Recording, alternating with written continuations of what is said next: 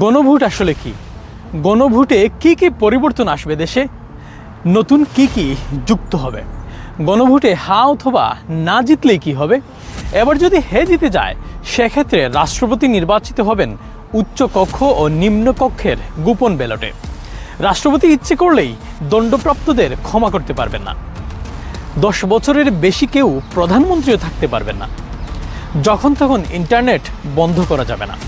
কোনো সরকার একই সংবিধান পরিবর্তন করতে পারবেন না। গুরুত্বপূর্ণ পরিবর্তনে গণভোট বাধ্যতামূলক। আপনি যদি গণভোটে হা দেন, তাহলে এই পরিবর্তন বাস্তবায়ন হবে। আর যদি না ভোটে জয়ী হয়, তাহলে এই পরিবর্তনের সুযোগ থাকছে না। সব মিলিয়ে 12 ফেব্রুয়ারি এই গণভোট কোনো আনুষ্ঠানিক সিদ্ধান্ত নয়। এটি বাংলাদেশের সংস্কার, গণতন্ত্রের পুনর্জাগরণ এবং একটি নতুন বাংলাদেশের অভিযাত্রা। এটি একটি ইতিহাস বদলের ডাক।